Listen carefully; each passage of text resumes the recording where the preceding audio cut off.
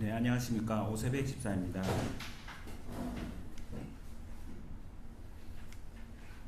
저의 설교라고 하기에 좀 부담되는 하여간 발표 내용은 구약을 어떻게 읽을 것인가. 저도 평상시에 좀 관심이 있었고 궁금했던 그런 주제입니다.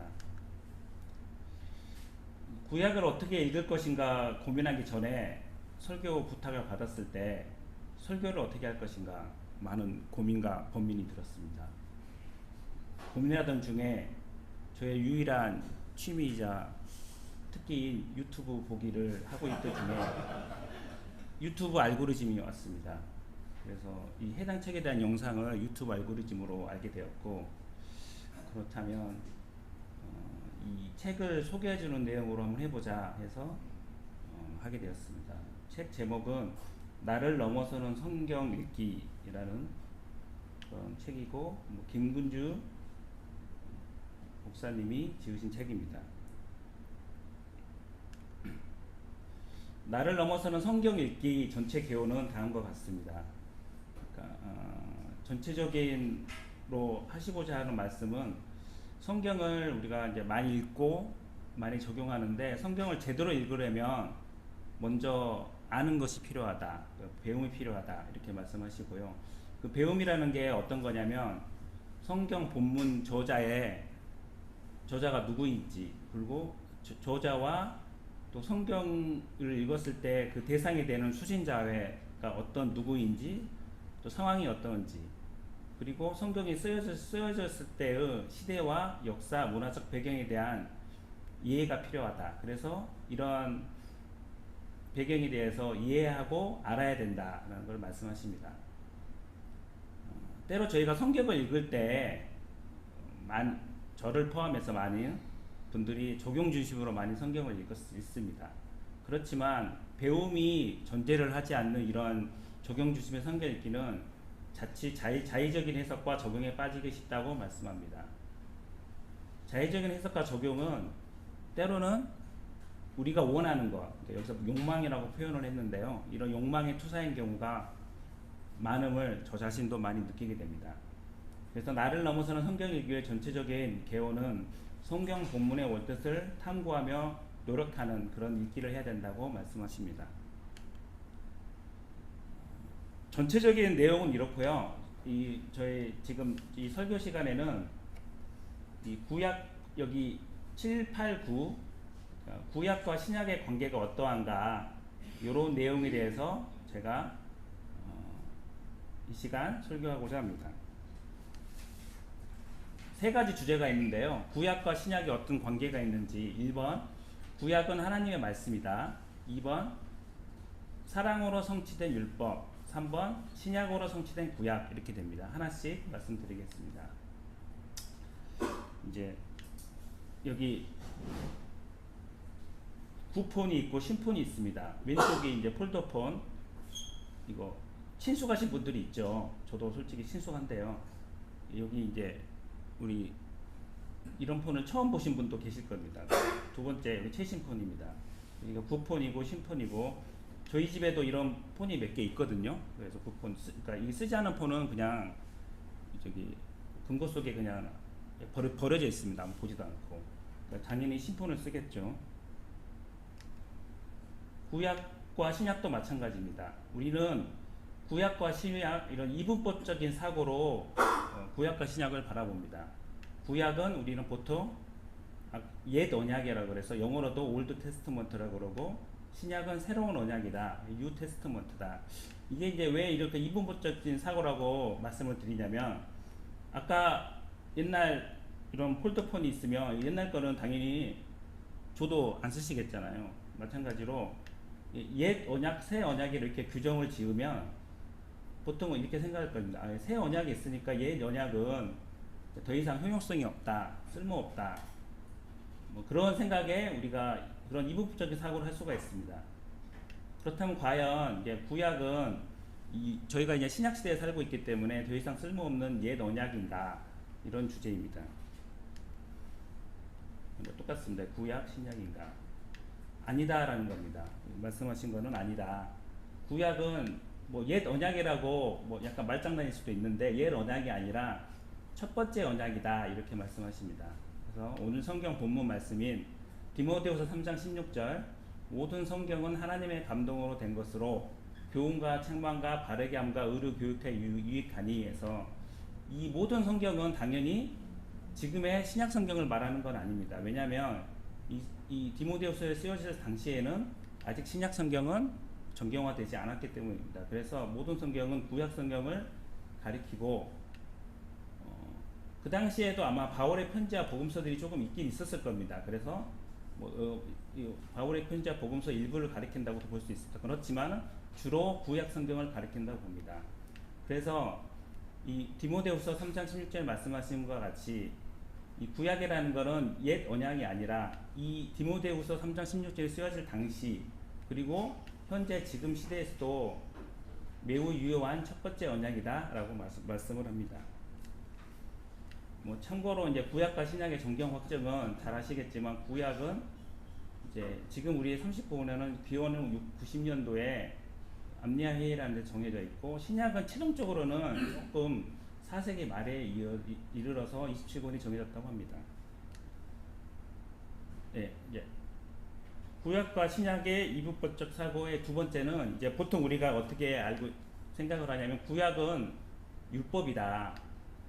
그리고 신약은 복음이다.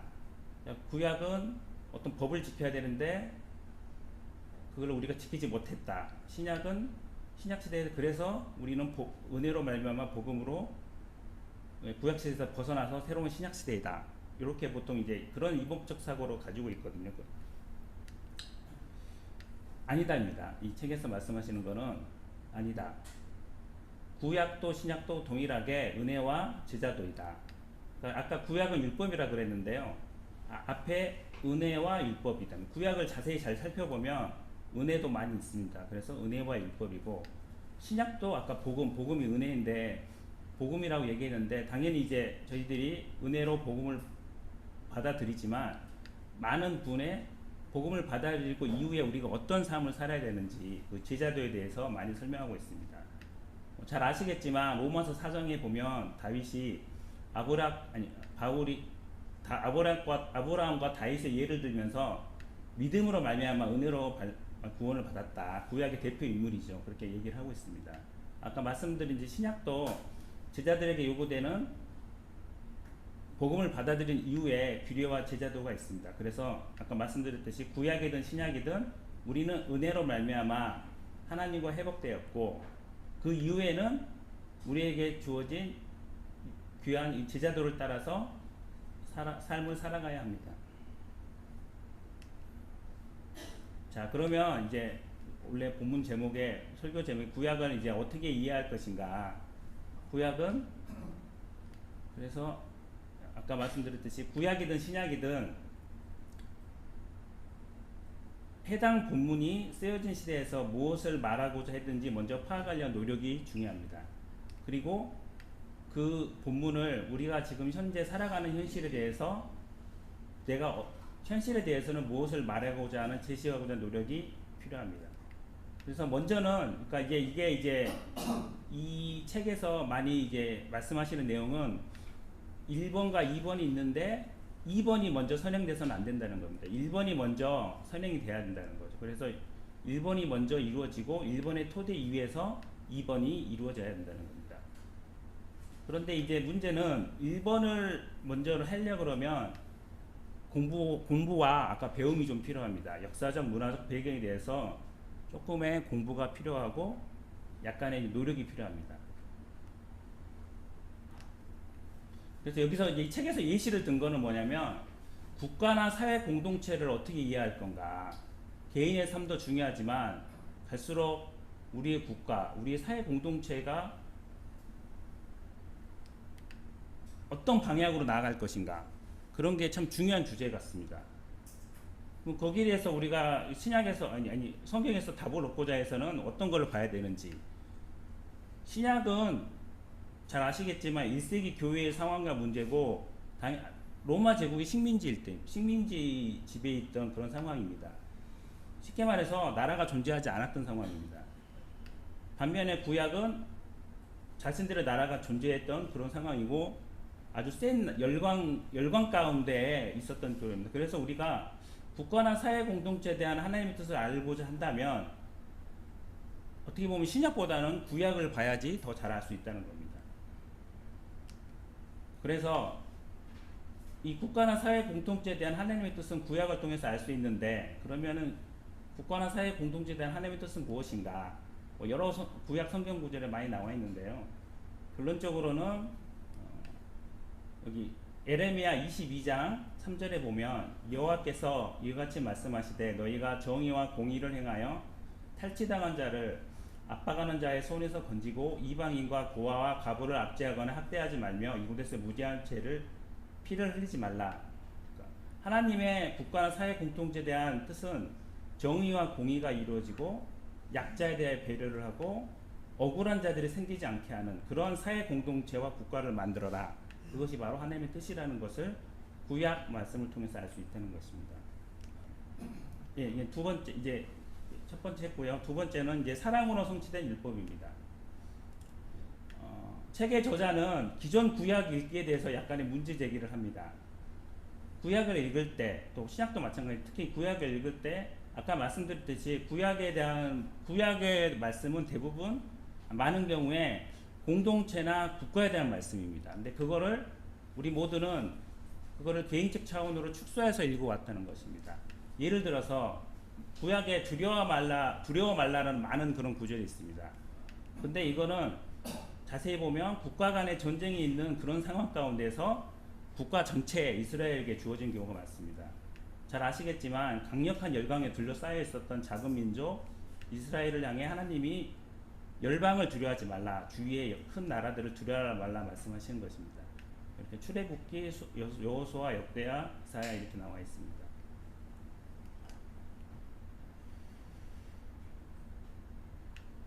기존의 구약 읽기에도 이제 아까 말씀드린 구약과 신약의 이분화해서 이렇게 옛 언약, 새 언약, 율법, 복음으로 나눴고요. 근데 이제 어떤 많은 분들이 구약을 또 3분화합니다. 그러니까 이렇게 나누기를 원하는 거죠. 나누기를 원하는 이유가 뭘까? 그거는 이제 버릴 게 있고 취할 게 있다. 버릴 건 그냥 버리고 취할 건 취해라. 그거를 하기 위해서 나누는 이유라고 생각합니다. 그냥 과연 구약이라는 거가 어떤 거는 버리고 어떤 걸 취하는 거를 그렇게 쉽게 할 수 있는 것인가? 그건 아니라는 겁니다. 율법을 이제 기존의 구약 읽기 많은 분들이 어떻게 했냐면 이제 3분할을 했습니다. 그래서 구약을 살펴보면 제2법이 있고 시민법이 있고 도덕법이 있다. 제2법은 구약을 보면 제사와 관련된 많은 게 있잖아요. 그래서 어떻게 말씀을 하냐면 예수님이 오심으로 제사가 더 이상 필요하지 않으므로 없어졌다. 폐지해야 된다. 구약에 나와 있는 제2법은 다 폐지해야 된다는 말씀입니다. 시민법은 이스라엘 나라와 아까 말씀드린 국가와 공동체에 관련된 말씀입니다. 이것도 이제 이스라엘 나라가 없어졌잖아요. 그래서 폐지돼야 된다 이렇게 말씀하십니다. 근데 또 마지막으로 도덕법이 있는데 어떤 법규에 관한 것이고 이것이 여전히 보편타당하고 신약 시대에도 이거는 계속 지켜져야 된다 이렇게 주장을 하십니다. 그래서 구약을 읽을 때 제2법, 시민법은 그대로 받아들이면 안 되고 이거는 그냥 폐지해야 되고 도덕법만 우리가 여기서 추출해서 받아들여야 된다 그렇게 주장하는 것입니다. 그럼 과연 이것이 옳은 접근인가? 거기에 대해서 문제 제기를 하는 겁니다. 문제점. 누가 이거를 정확히 구분을 할 것이며 그 기준이 무엇인가? 상당히 주관적일 수 있다는 것입니다.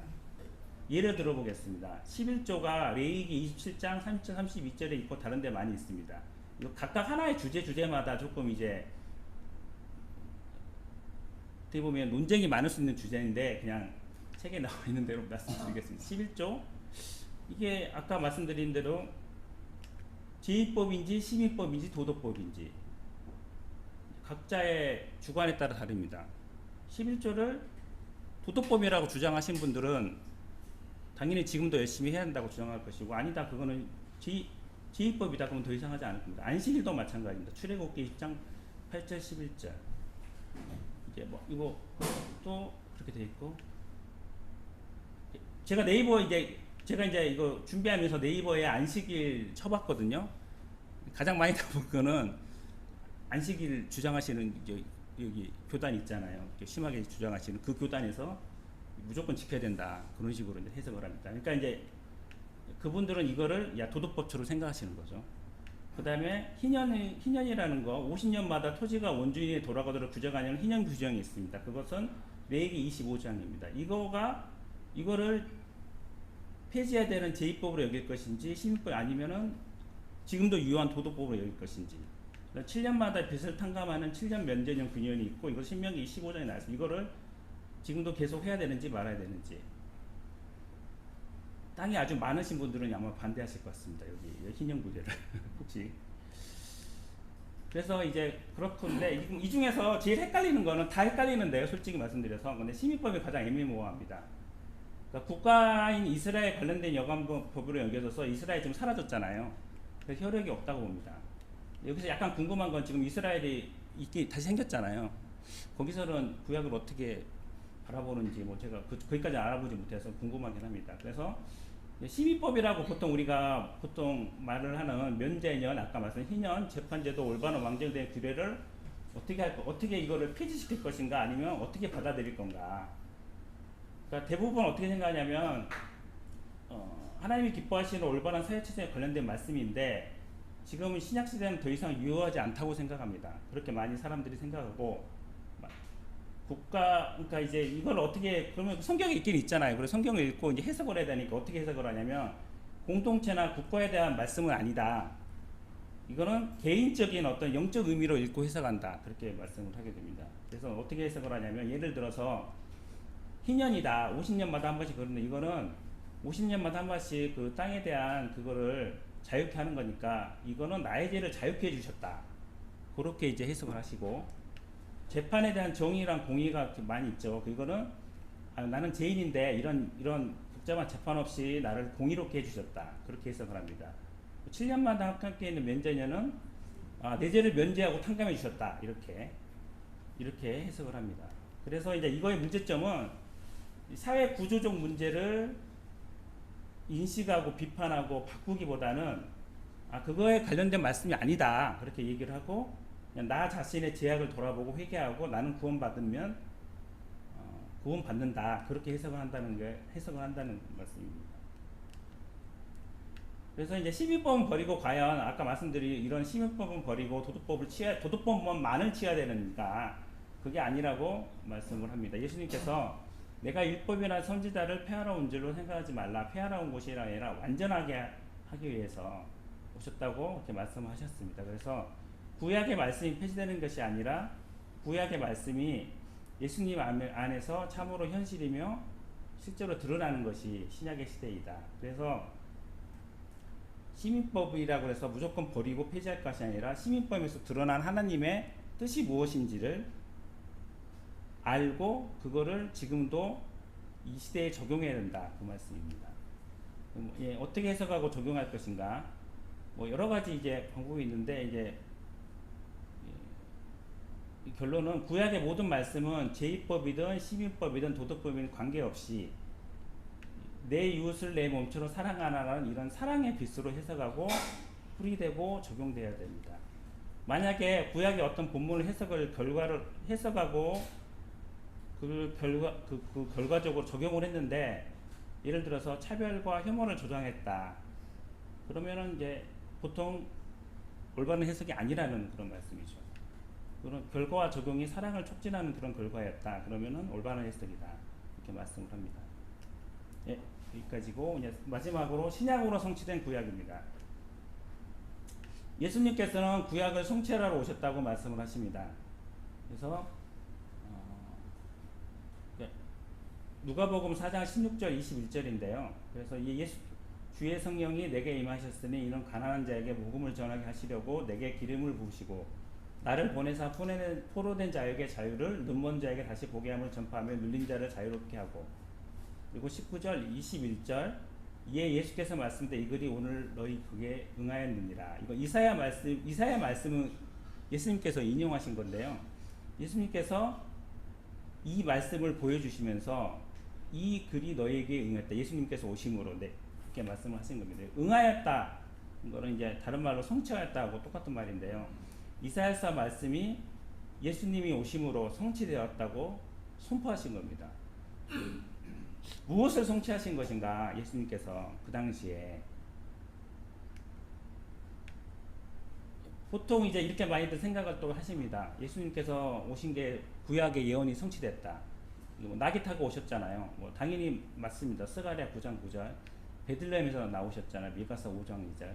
뭐 당연히 이거는 맞는 말이고, 그렇지만 이거는 이제 상당히 이제 작은 거고요. 좀 더 예수님이 말씀하신 원래 본 의도는 이렇다고 말씀을 합니다.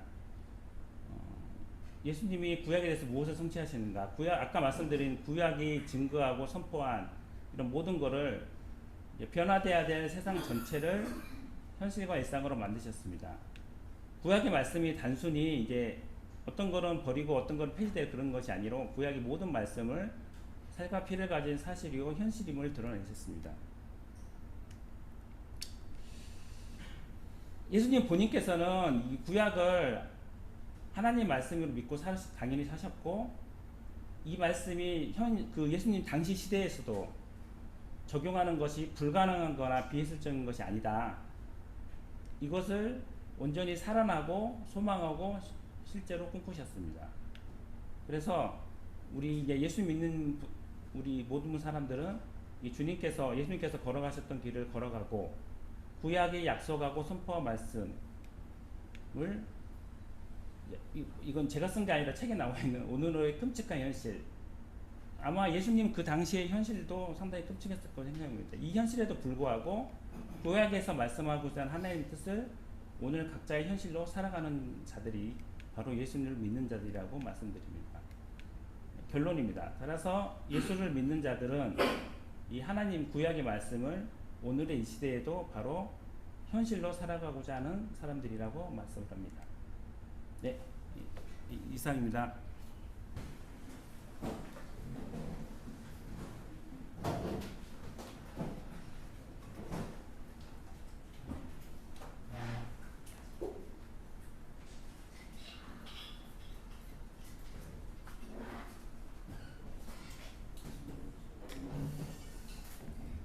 알리는 말씀입니다. 오늘 구약을 어떻게 읽을 것인가 주제로 설교해 주신 오세백 집사님께 감사드리고요. 우리 또 귀한 설교에 대한 질문하는 시간인데요. 혹시 질문 있으신 분들은 질문해 주시기 바랍니다. 네, 한찬영 집사님 나오셔서.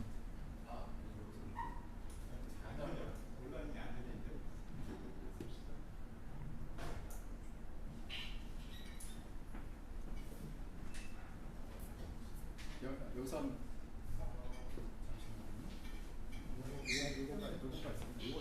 요거 대고 하면 돼요.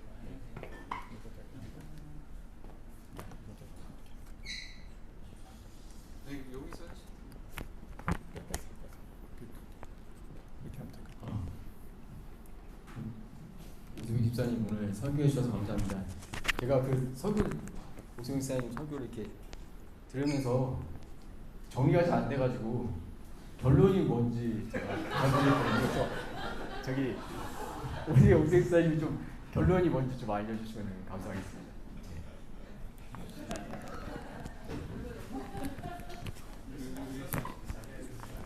결론을 잡으겠어. 결론은 열심히 성경을 읽자가 결론이에요.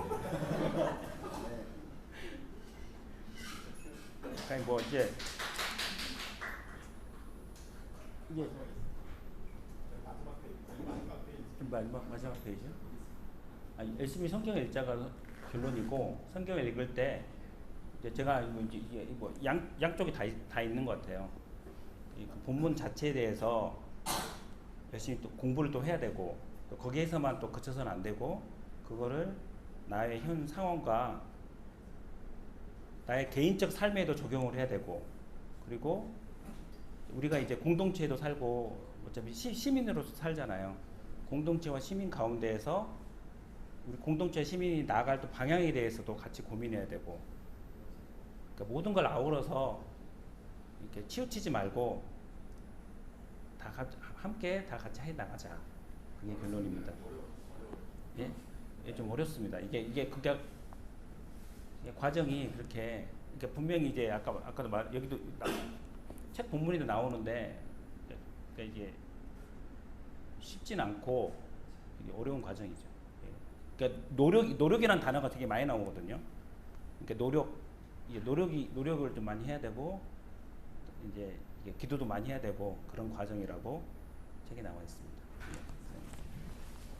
질문이 여러 있는 것 같습니다. 하지 마세요.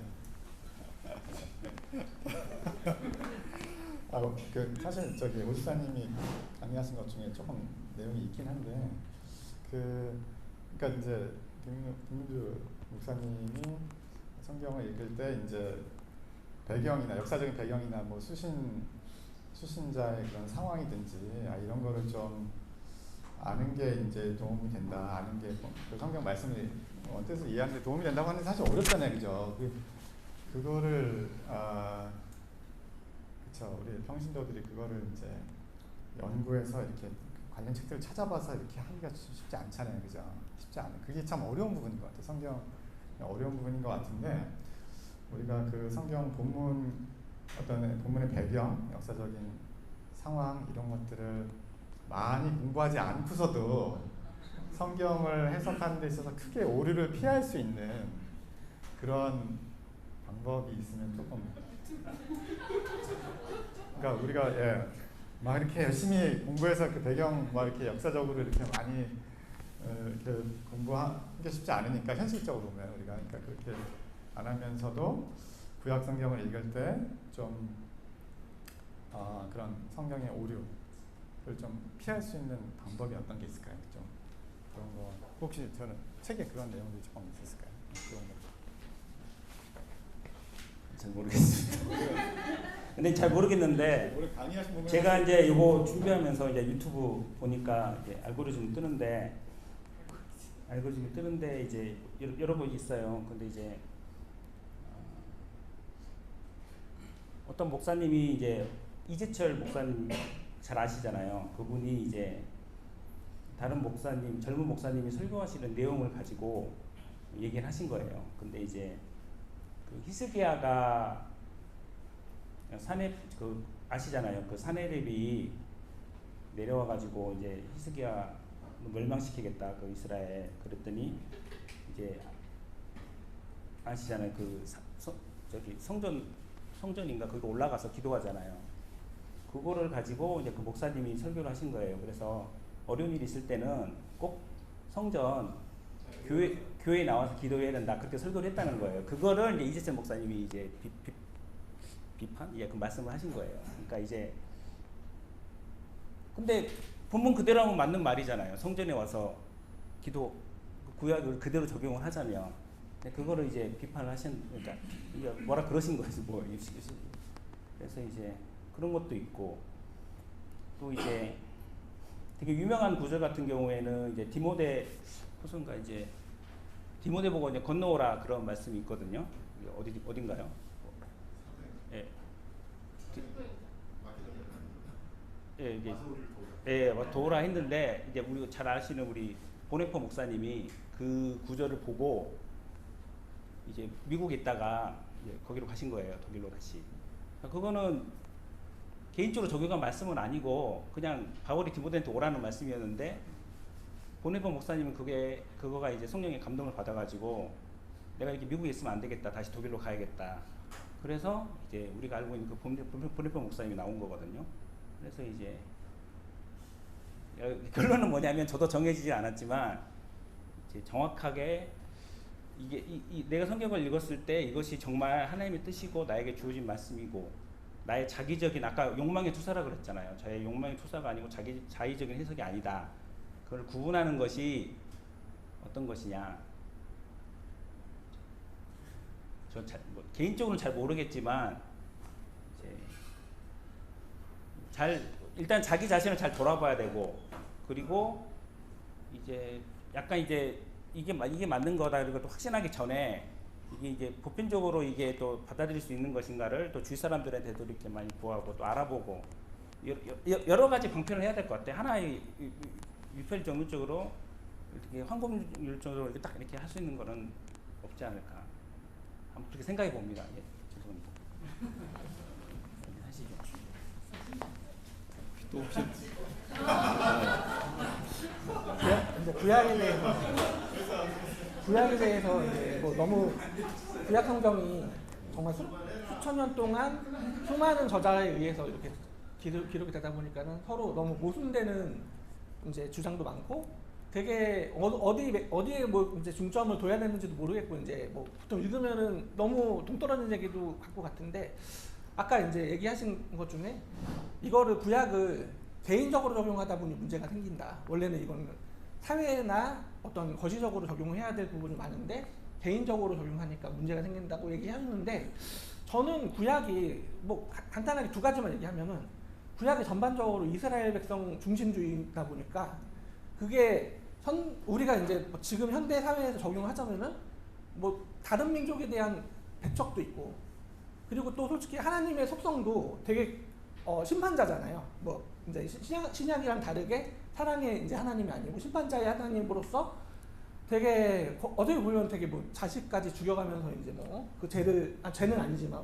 그러니까 인종차별적인 요소도 많고 이민족에 대한 어떤 이스라엘 백성의 배타적인 그리고 여성 어떤 혐오적인 부분도 많고 또 뭐 이제 어떤 동성애적인 부분도 요즘 이슈가 많이 되지만 그런 것도 되게 굉장히 이제 차별하고 그리고 그러니까 여러 가지 면에서 하나님의 속성이 이제 무서운 어떤 심판자로서 그리고 또 이민족 이스라엘 백성 중심주의적인 어떤 내용이 많기 때문에 이게 좀 많이 이제 저는 들어오는데 이게 과연 현실적으로 적용할 수 있는 부분이 있냐 구약이 있다고 아니 저는 신약에 대해서는 이제 좀 적용할 부분이 많다고 생각하는데 개인적으로나 사회적으로 근데 구약에서 뭘 어떻게 해야지 적용을 할 부분이 있는지 좀 의문이 돼가지고 그러니까 구약이 저는 좀 기본적으로 우리 사회에 지금 적용할 부분이 많이 없어 보이거든요. 그러니까 우리 적용한다면은 개인적으로도 그렇고 사회적으로도 그렇고 그래서 뭐 저기 혹시 읽으시면서 어떻게 생각하셨는지 질문 내용을 정리해서 책의 저자님한테 제가 이메일을 보내드리겠습니다. 나중에 알려드리겠습니다. 네, 이상입니다. 많은 질문들이 아마 오늘 예배 참석하신 분마다 적어도 한 가지 이상씩은 계신 것 같아요. 근데 우리가 모든 것들을 안다면은 우리가 사실은 성경 말씀을 뭐 반복적으로 읽거나 아니면은 뭐 설교나 이런 것들이 필요 없을지 모르겠습니다만 불가능하니까 우리가 매번 듣고 또 듣고 들으면서 생각들이 조금씩 나아가는 것 같습니다. 그래서 오늘 많은 질문을 해주신 분들 감사드리고 또 우리 오스백 집사님 더 감사드립니다. 저도 하나 생각이 딱 근데 저는 구약이든 성경 신약이든 읽으면서 항상 아까 우리 본문 말씀이 가장 중요하다고 저는 인식이 되더라고요. 그러니까 말씀은 하나님의 교훈과 훈계를 우리들에게 주는 게 가장 중요한 것 같아요. 그래서 구약을 읽든 신약을 읽든 그 안에서 나에게 주는 교훈과 훈계는 혼나는 거잖아요. 그래서 나는 성경 말씀을 읽으면서 내가 어떤 부분에서 내가 혼났는가, 그래서 그 혼난 부분을 내가 한 주간 동안 아니면 오늘 이 순간 어떻게 내가 붙잡고 나아가는가, 이게 가장 중요한 것 같고, 그 혼남 속에는 사실은 그 혼남이 있다는 것 자체가 개인의 삶에 영향을 줄 뿐만 아니라 그 혼남이 있다는 건 보편적인 기준 안에서 그의 행동을 바꿔야 된다는 것을 말하기 때문에 그 안에 이미 공동체적인 요소가 들어가 있는 것 같습니다. 감사드리고요. 네. 두 번째는 예배 후에 남성도 모임과 여성도 모임이 있습니다. 적극적으로 참여해 주시면 좋을 것 같고요. 다음 주일 21일 예배 후에 직원 회의가 있습니다. 많은 참여 바라고요. 직원회 후에 언더북클럽 오락가락이 있습니다. 함께 읽을 책은 한국교회 기본소득을 말하다입니다. 새가족교육이 7월 21일, 28일 오후 8시에 온라인으로 진행하는데 구실화 백영진 성도님 참석 대상자시고요. 그다음에 전교인 여름 수련회가 8월 17일 토요일부터 8월 18일 주일 1박 2일로 도고에 있는 교원연수원 아산 내에 있습니다. 그래서 열립니다. 많은 참여 부탁드리고요. 그다음에 권자견 운영위원회가 오늘 오후 4시에 예인교회에서 열립니다. 그리고 언덕 공동체 나눔 기금 필요하신 분들은 신청 부탁드리고요. 주간기도 있습니다. 항상 우리 이 편찮으신 성도님들 건강 회복을 위해서 기도하는 한 주 되면 좋겠습니다.